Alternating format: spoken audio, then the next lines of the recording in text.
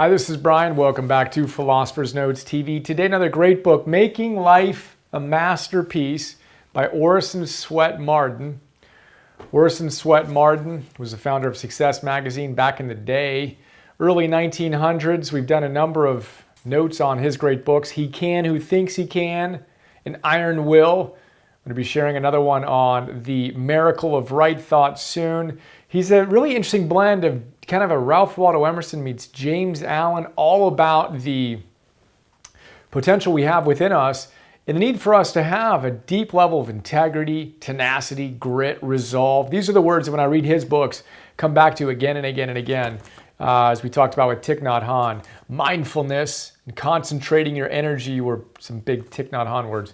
Philosopher's Note, 5 big ideas here. The first big idea on making life a masterpiece, he talks about what does that mean? I don't have it here as one of the big ideas, but true success is the intrinsic.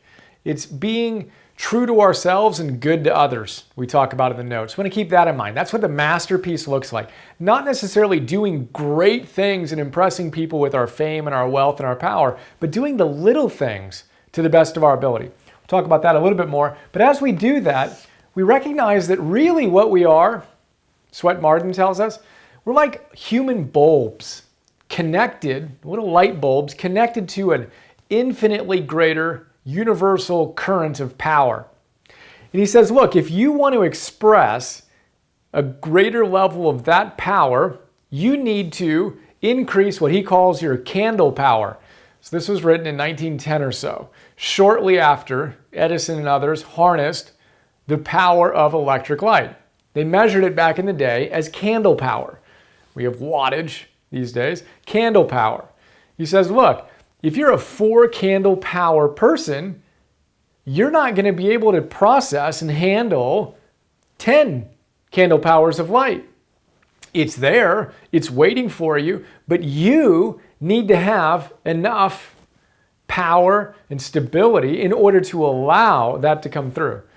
So think about that, and all the work we do together really is to help us go from being a 4 candle power or a 20 watt bulb to a 10 candle power, 100 candle power. Can we be 1,000 candle power? He says, can you be an arc light, the source of all of this light? I like to think of it as a lighthouse. We want to be a light in our communities, shining brightly, modeling what's possible while we help and empower others to do the same thing and live with more happiness, meaning and mojo, etc. So all of our work together in these episodes and the Philosopher's Notes and the classes and everything else is essentially about that. That's entheos. To have the enthusiasm that comes from connecting to something bigger than ourselves and letting that light shine through us with a ton of candle power. So there's our first big idea, human bulbs and your candle power. Second big idea is I, Captain. So if we want to allow that light to come through us such that we can shine with a radiant enthusiasm, we need to be captains of our own ship.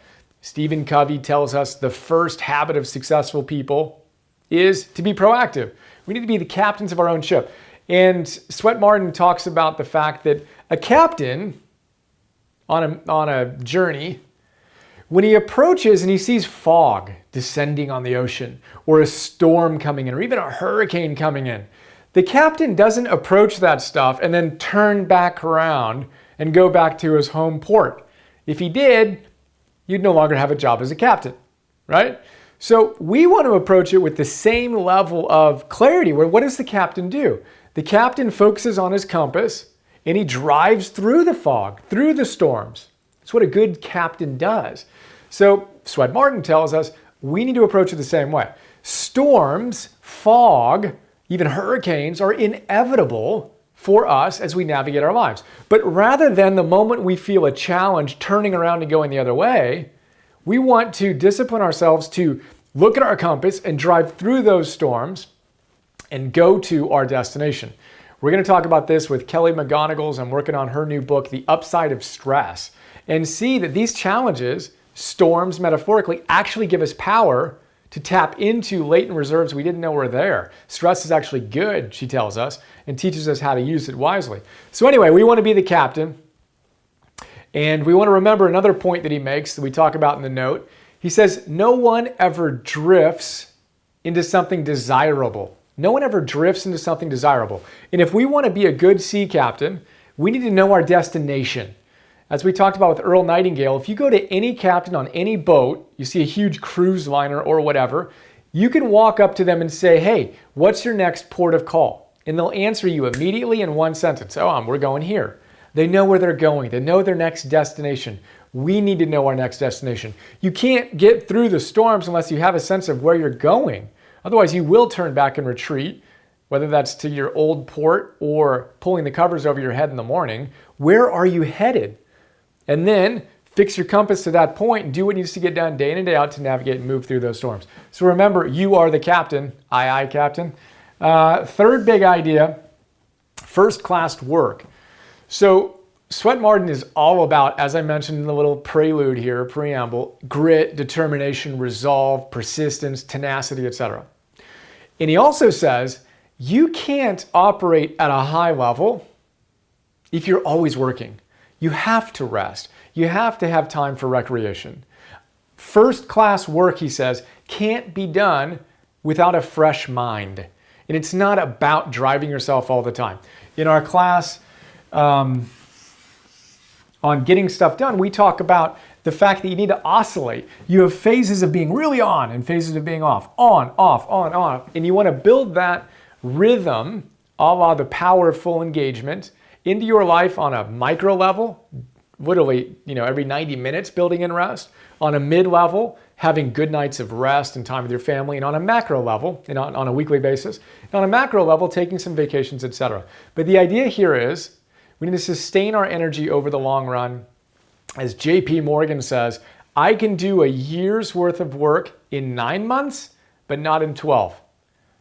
JP Morgan, one of the most successful business guys back in the day, I can do a year's worth of work in 9 months, not in 12. We need to rest if we want to have a fresh mind and do first-class work, which is why I'm all about the daily rituals, your fundamentals, going to bed early, that's my thing, it may not be your thing, but digital sunsets such that I can wake up alarm-free, fresh, and have another great day. You can't do great work without freshness. And when I find myself grinding and getting a little bit lower energy, it's a sign it's time to rest a little bit, come back fresh. Check in on your rhythms and see if you can create more positive rituals such that you have more freshness consistently if that's an issue. All right, the fourth big idea here is big little things. Swett Marden tells us that really creating a masterpiece comes down to the little things. That it's not about the huge challenges or opportunities or catastrophes, it's about the little things. And that if you're the kind of person that gets all bent out of shape on the little things, there's no way you're going to handle the big things with grace. So we want to master the little things. We talked about this with Richie Davidson in the note on the emotional life of your brain. Almost 100 years after Swett Marden wrote this, Richie Davidson, one of the leading neuroscientists, basically proved this particular idea. He brought people into his lab and he saw that how they responded to little tiny stresses, a little burn with a thermode, whatever that is, and looking at upsetting pictures, the degree of their response to those little things was correlated with how they responded to big things. Now that's exciting because we can work on the little things and build the muscles so we have more grace and poise with the bigger things. So think about what little things might annoy you more than you know they should. You know it's suboptimal that you get a little bit frustrated in traffic, or when there's a line at the grocery store, or when your kid or your spouse or your colleague or whatever does something that's just slightly annoying and you respond inappropriately, strongly. Practice on those little things. Those little things are big things, building the muscles so you can handle the bigger things with more grace. That's our fourth big idea. The fifth big idea, he shares a question that a sculptor back in his era was asked. Someone asked this sculptor, what's your best work? What's your best work? And the sculptor said, my next work is going to be my best. That's the attitude we want to have. When we're creating a masterpiece, we want to be excited about our lives. We want to be looking forward with anticipation and with hope and with optimism, with an idealism that the next work is going to be our best. We're not sitting here beating ourselves up with shame about things that may not have gone right or celebrating old successes as if those glory days are gone forever.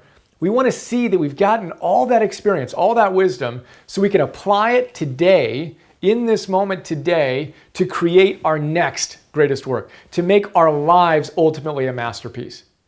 Ralph Waldo Emerson says that genius appeals to the future.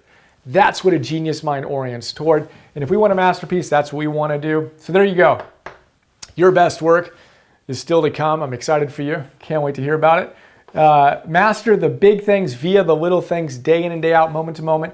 First class work. Remember, you need a fresh mind to do first class work. Think about your rituals, what you can do to dial it in. Know that it's an experiment. Some days you'll be on, or some weeks you'll be on, other days you won't be. No big deal. Just get a little bit better. Take the data into your lab and create a slightly better masterpiece. Remember, you're the captain of your own ship. When you find challenges, don't turn around and immediately go backwards. Drive through that storm via your compass, set on your destination. Know what you want in your life and navigate toward it. And then ultimately, remember, you're just a human bulb connected to something bigger than yourself. True power comes when we let that flow through us. We want to move from 4 candle power bulbs to 10 to 20 to 30 to 50 to 100 to 250 to 1,000. How bright can we be for our communities? And there you go. Hope you enjoyed, and I look forward to sharing more with you soon. Have another awesome day. See you.